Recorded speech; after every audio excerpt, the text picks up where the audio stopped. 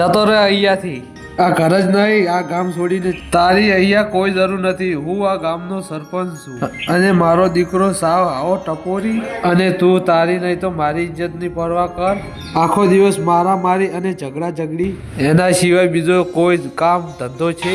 તારા કારણે ગામમાં મારી ઇજ્જતની પથારી ફરી ગઈ. જતો રહે અહીંયાથી અને કંઈક એવું કરી બતાવ જેનાથી મને તારા ઉપર ગૌરવ થાય. એ પહેલા ઘરે તું પાછો આવ્યો છે તો આ તારા બાપનું મરેલું મોઢું જોઈશ.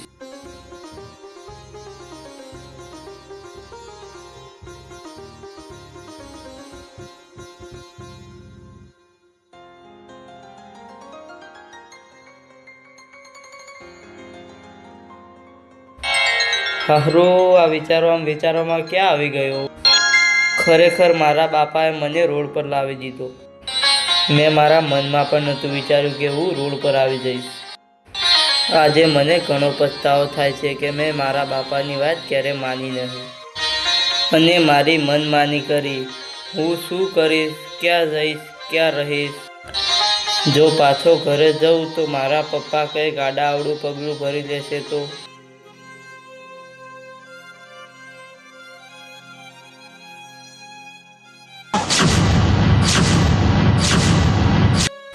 અરે આ તો એ જ લોકો છે જેની સાથે મારી કાલે લડાઈ થઈ હતી. આમ એકલો પાડશે તો મને હેરાન કર્યા વગર નહીં રહે.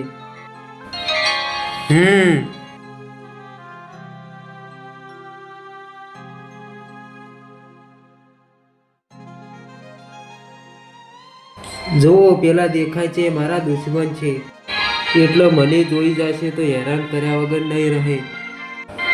એટલો મને થોડી વાર બેસવા દો.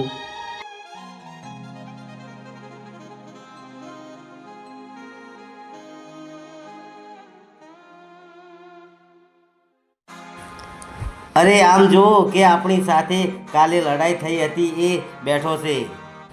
ચાલો તેને હેરાન કરીએ.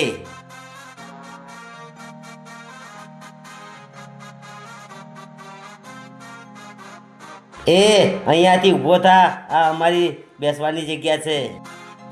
આ જગ્યા પર ક્યાં તારું નામ લખેલું છે? ચાલ હટ.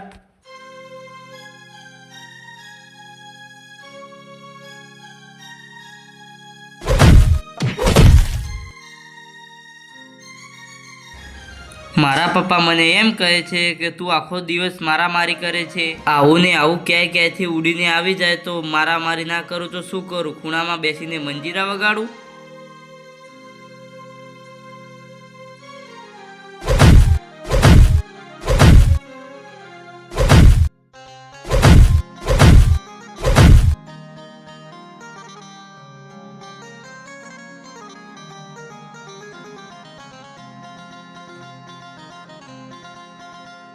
ગયા, હવે તો તમે બધા ગયા.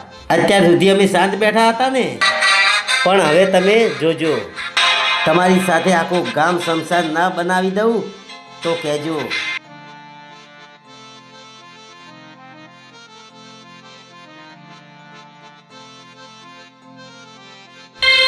કોણ હતા એ? શાની દુશ્મની છે તમારી સાથે? મારો ભાઈ પોલીસમાં છે ને આ લોકો ગુંડા છે.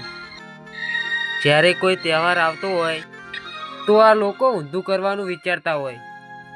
જેમ કે લૂંટફાટ. 26મી જાન્યુઆરી ગઈ ત્યારે મારા ભાઈએ તેમને બરોબરનો સબક શીખવાડ્યો હતો. ત્યારથી આ લોકો અમને ટાર્ગેટ કરે છે. બરાબર, હવે હું સમજ્યો. પેલો કેમ આખા ગામને શમશાન બનાવવાની વાત કરતો હતો? પેલાએ ગામને શમશાન બનાવવાની વાત કરી છે એટલે એમનો પ્લાન અલગ જ હશે. અરે જ્યાં સુધી મારો ભાઈ છે ત્યાં સુધી આ લોકોની તાકાત નથી ગામમાં કંઈક આડાવાળું કરી શકે. અને તમે મને એમ કહો, તમે કોણ છો ભાઈ? પહેલી વાર જોયા આ ગામમાં? તમે મને ના પૂછો તો સારું છે, કેમ કે મારે કોઈને કહેવા એવું રહ્યું જ નથી. એટલે શું, કાંઈ સમજો નહીં ભાઈ? હમણાં મારો પેલા લોકો સાથે ઝઘડો થયો એમાં મારો કંઈક વાંક હતો? નહોતો જ ને. બસ આવી જ રીતે હું મારા ગામમાં ઝઘડા કરતો હતો તો મારા પપ્પાને મારી આ આદત ના ગમી એટલે મને ઘરમાંથી અને ગામમાંથી કાઢી મૂક્યો. એવું કાંઈ ના હોય મારા ભાઈ.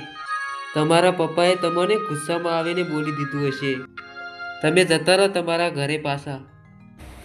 હાલ તો મારે ઘરે જાય એવું છે જ નહીં, કેમ કે મારા પપ્પાએ મને ધમકી આપી છે. હું પાછો ઘરમાં આવીશ તો એ આત્મહત્યા કરી નાખશે, એટલે થોડા દિવસ મારે એમનાથી દૂર રહેવું પડશે. ઓ આ વાત છે, તો તમે મારા ઘરે ચાલો. હું અને મારો ભાઈ રહે છીએ, તો તમે એકબીજા ભાઈ. શું વાત કરો છો ભાઈ, સાચું? ખરેખર મને વધારે એ જ ચિંતા હતી, હું ક્યાં રહીશ. જો રહેવા માટે ઘર મળી જાય તો હું તમારો ઉપકાર ક્યારેય નહીં ભૂલું. તો ચાલો ભાઈ.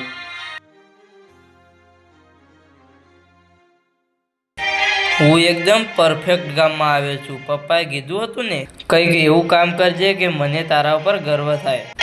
અને અહીંયા રહીને ગુંડાઓને પૂરા જ કરી નાખવા છે. પછી મારા પપ્પાને ખબર પડશે કે ગામ માટે કંઈક તો સારું કામ કર્યું.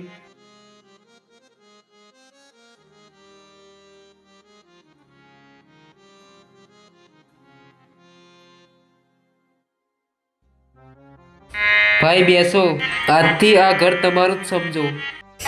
તમારો ભાઈ ક્યાં છે? દેખાતો નથી. મારો ભાઈ ડ્યુટી પર ગયો છે, પછી થોડી વાર પછી આવી જાય છે. તમે આરામ કરો.